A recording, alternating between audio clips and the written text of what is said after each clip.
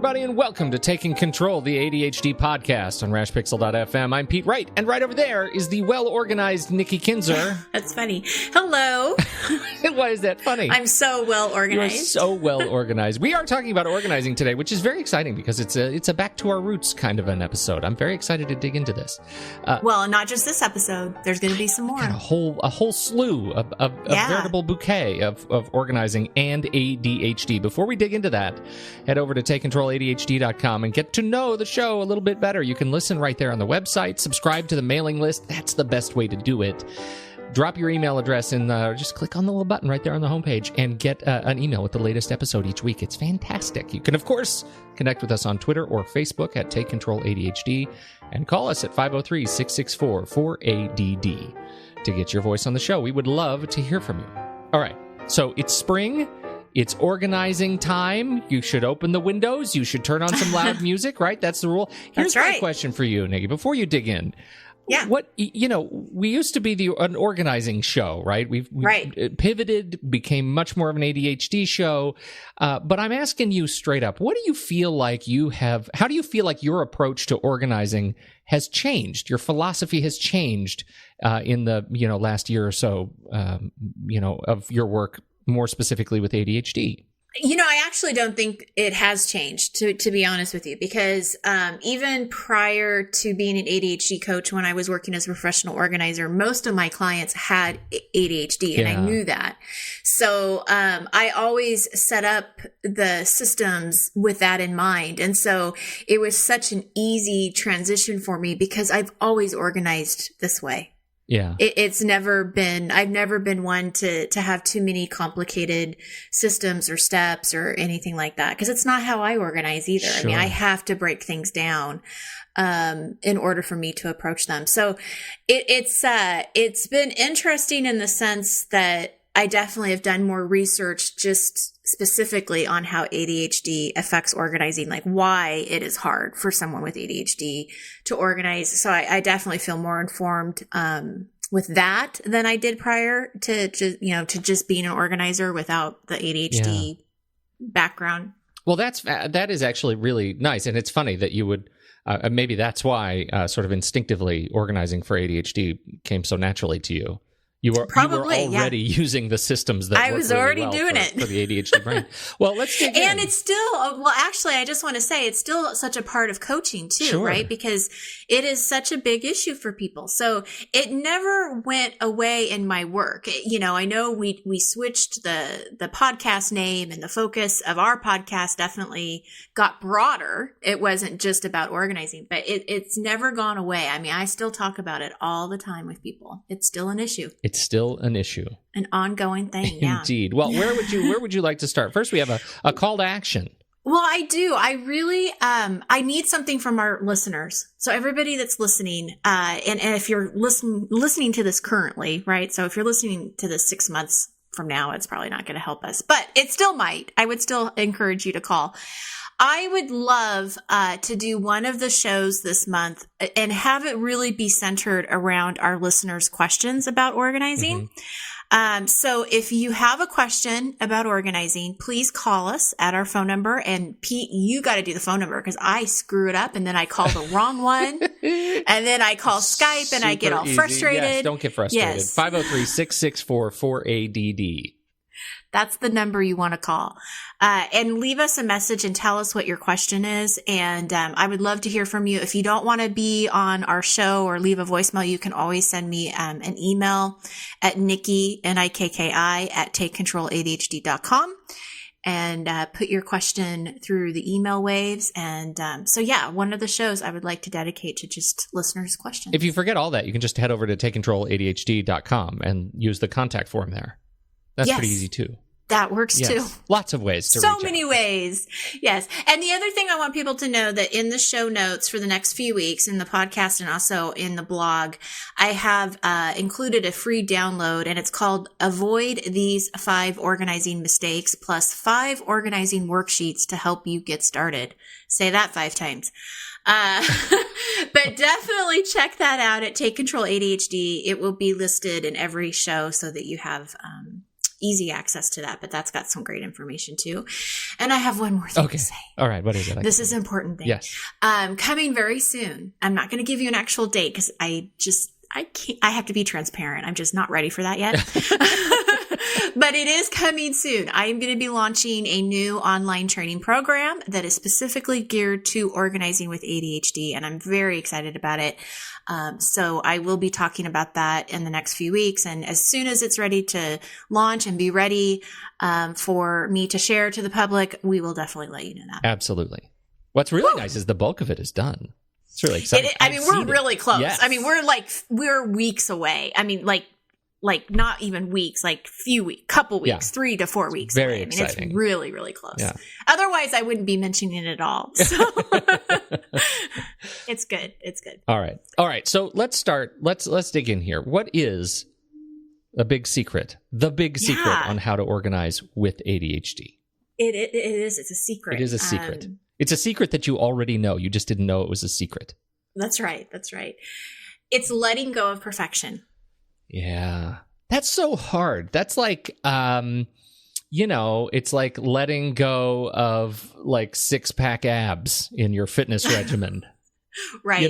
Right. Yeah. Like that's what we're taught. We're taught that everything has to look perfect in order to be organized. Well, and that's the problem, is that that's what people see. So most organizing books and magazines, that talk about organizing are not written for people that have ADHD.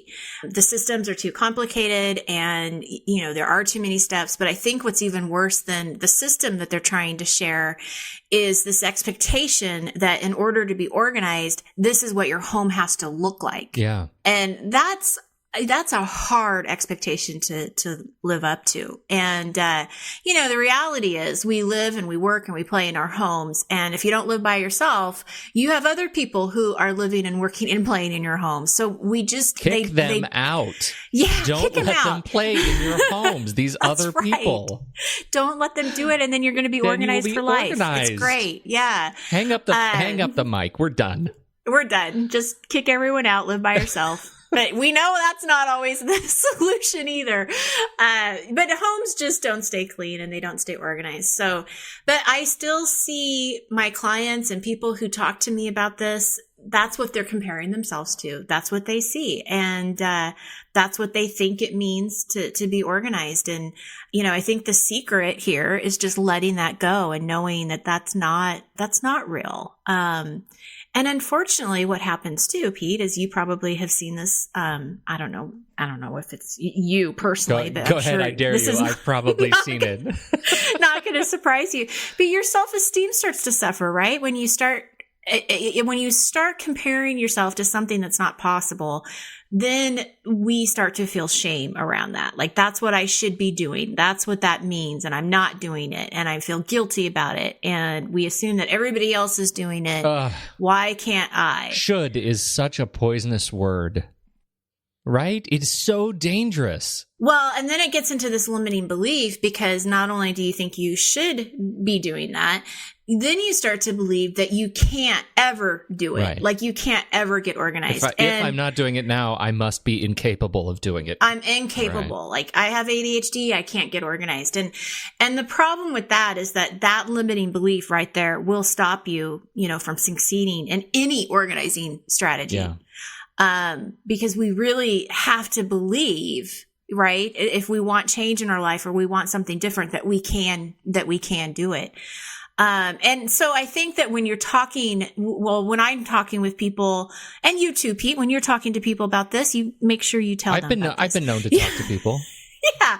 It's really starting to kind of shift their thinking in, again, what that means to be organized. And it's not by somebody else's standards. So it's shifting that belief system to, not that I can't, but I can, and it is possible. I just have to do it in my own way. And, back in the day when we talked about organizing, I've always said it's not about labeled bins and baskets, it's just about finding what you need when you need it. That's kind of the bottom line, is right. Yeah. Definition is finding what you need when you need it. You know what's really funny about that is it's really not about organizing labeled bins and baskets and, everything folded and hung up nicely. But one of the things that's so nice about this whole process is once you get good at the minimum sort of stakes of finding what you need need when you need it. You might even find it's sort of fun to start folding things a little bit more crisply, or making your bed every day, or taking those right. those next little steps. Like that's kind of a fun way to grow. But it but builds, that does right. not mean organized, and that's what we have to continue to separate. And if that's not fun for you, then don't worry about it. Yeah. Then don't do it. Right. Yeah, absolutely. Well, and organization is not necessarily a skill that you were born with, right? And we know with ADHD, as I was telling you earlier in the show, I've learned a lot about why that ADHD sort of gets in the way. And that it has to do with executive functions and how we plan and organize and all of this getting started and following through. These really important executive functions get in our way, right? So it's not a secret. I don't think anybody listening here is going to be surprised that organizing has been difficult. And that is actually why I developed this online training program. Is, the title of it is called Organizing Your Space Your Way. Mm-hmm. And it's really based on this concept of not striving for perfection, but to strive for what works best for you and what's good enough for you.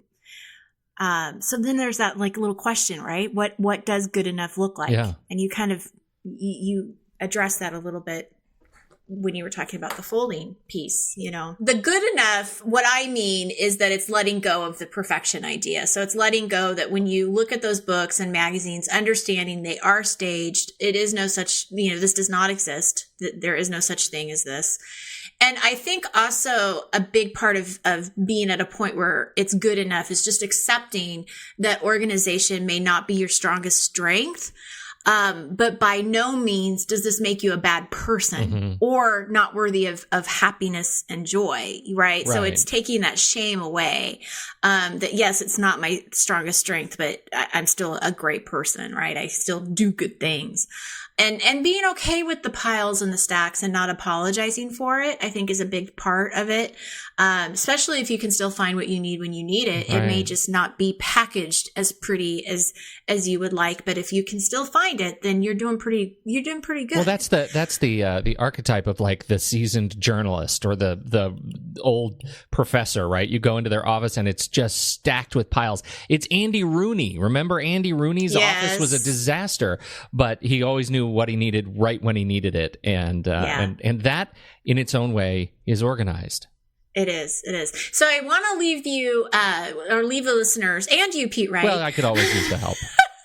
With just a couple of strategies, because if you're at a point where you can't find what you need when you need it, which we have to be honest, that's, where a lot of people are, then some work does need to get done. And so one of the reasons why you may not be able to find what you need is because you have too much stuff. And so we're going to go back to that whole, when was the last time you did any purging? Mm-hmm. If it's been a while, then it's definitely time to do it now, because that's a lot of what happens. If you can't find what you need, it's because you've got too much. You haven't paid attention to letting go of what you don't need, right? Can I have an aside? This is so true. And I've been through. I believe I've shared on the show my struggles to find the right desk, right? Mm-hmm. Okay, so I found the right desk, and I went from my giant wraparound desk to a much, much smaller piece of stained wood that is nailed to these brackets in my wall that I can collapse when I leave. But it is much smaller, and as a result, Nikki, I'm not kidding. It's always, and I'm just going to use the word, clean. Because it's smaller. I can't fit as much stuff on it, and so that stuff does not go everywhere, and I have had to purge. I've had, by necessity, to get rid of stuff in order to make working at this desk acceptable, and I'm telling you, it works really, really well. Mm-hmm. Certainly worked for me. I don't mean to get too much into strategy again, but that is no. Huge. I think that's I think that's a great thing to do, because you are kind of forcing yourself to just work with that space. Yeah, it's understanding constraint. Right. You have a boundary there that you have to work within, and that's what you're doing. And I think that when you are starting to purge, starting in a small space, I think is important then to focus. Don't focus on doing all of your home at once. Just focusing on the purging piece, just getting rid of things that you don't need or love anymore. And what's going to happen is this will free up that space for the items that do matter, for the things that you do need to find. And of course, when you have less, it's just easier to find what you need. Absolutely. My second strategy for people is to pay closer attention to the items that you're losing on a consistent basis. So you're not trying to organize your whole house. You're just focusing on this one piece that's driving you crazy, and you need to figure out what to do to make this work so that, you don't have to worry about this anymore, and practice putting them in the same place, whatever it is that system is for you. And what happens, I think, for most people is that you get the key thing nailed down, and then success starts to really build off success. So you're going to see this work, and you're like, okay, well, what other area in my life can I, set up a system and organize? Absolutely. And how is this going to affect me and my home and all of that? So, I think purging and paying attention to those items that you lose the most are great places to start. Okay, so what is it was back when we were still the organizing show, we went through a very public shaming around our own organizing projects. Geez. Our tolerations. Now, I don't want to talk toleration specifically, but I am interested in what you find your latest mountain to climb is. For me, it was definitely this office project. I went berserk trying to get this office organized in such a way that was really working. What is your latest project, and how have you been applying this around the house? Well, it's, long listeners of the show are going to say, oh, she's going to say her garage, but it's not my garage anymore. No, it is my daughter's bedroom. Oh, talk about that. Oh, it is awful. She does not have the organizing, what is it? The organizing natural skill. Like, it just doesn't come naturally to her. She has not been listening to this show? She has not been listening to the show. She thinks that she knows a little bit about what I do, so I think she just kind of expects that I'm going to go in and fix it. Oh. And here's a grim realization. Yeah. But that is definitely the most overwhelming room in my house right now, because it really is a mess. And, she's young still, so she has a lot of toys and a lot of little things. And, she's just messy. She just doesn't put things away, or if she does, it all goes into her bed, or it's a mess. Wait, so you're not supposed to do that? That's one of the strategies. You're not. You're supposed to say, okay, no. Good to know. No. So one of the things that I do because I do help her. Like, we're at this point now, actually, we're going to do it this weekend because we have people coming over. Isn't that funny? But because we have people coming over, out of town guests, I'm like, we've got to clean your room. Totally. But I really break it down, and I break it down into smaller sections because it's really overwhelming to try to think that I'm going to do it all in one day. It's bad, Pete. It's messy. And, so I'm just going to work on the dresser first and, clear that out and get that kind of in order. And then we'll start to kind of work around the room and just sort of take it, chunk by chunk, piece by piece, and see where it gets us before our guests come. But that right now, I have to break it down, or otherwise, man, I just want to shut the door and run. Well, I know that one of the upcoming shows in this series is all about the family and organizing. And so I think this question is going to come back around, not just the family, but specifically kids. How do you get your kids involved? Because I think you're about to become even a better case study. We had a massive party of 6 kids, 6 fourth graders over at our house last weekend, and for a sleepover slumber. It was our first big slumber party. We've had people sleep over before with the kids, but never this many. And we our project for this weekend is recover from that, because they all left, and then we all fell asleep the next day, and then it was the week again, and so our house is still kind of in a moderate state of disaster. And I know that because of the skills we've applied over the last several years, we can recover quickly, but we haven't as a family done it, and that's the hardest thing for us. Like, how do we continue to encourage and teach and model behavior for our kids to get them involved in recovery from these big events? And so I'm asking you your experience with your daughter only because, like, really, I have the exact same thing going on this very weekend, and our house is a disaster, and we've got to put it back together. And I want to make sure that the behavior is that we're all in it together. It's not just I think that's huge. Kids go out and play because mom and dad have to clean. Well, and I can tell you definitely when we're working on it together, or this weekend, we will be working on it together. I'm not just going to go in and clean up her room. I know that's what she would like. Yeah. And, but she, I think she knows that that's not going to be the situation. She's got to do it with me. And I mean, when you do things like this, it's a great opportunity for you to teach them, how the process works and, get them involved. So in a couple weeks, we will have a show, just specifically on how to get your family involved. Next week, we're going to talk about the 3 reasons why your organizing efforts are not working. And so there's a little hint. Spoiler, reason 3.5 is your family isn't involved. That's right. I can't wait. This is great. I love diving back into this stuff. I get very excited about organizing, and I'm feeling a little bit more on top of it again because of so many of these very skills and strategies that we've applied, that we've discussed, and that I have learned about from you on this very show. So I'm very excited to dive back into it. And so we got a couple episodes coming your way. A handful of episodes coming your way around organizing in and around your ADHD. So very exciting stuff. And check the blog post too, because I'm going to be writing an article every week about organizing. It's going to kind of piggyback whatever we talk about on the show. But yeah, so blog post and podcast, lots of information this month. Excellent. And this new program too. So, very excited about that. That's right. Set your radars. Be on the lookout. This is fantastic. Thank you, everybody, for downloading and sharing this podcast. We sure appreciate your support and kind comments. And on behalf of Nikki Kinzer, I'm Pete Wright. And we'll catch you next week right here on Taking Control, the ADHD podcast.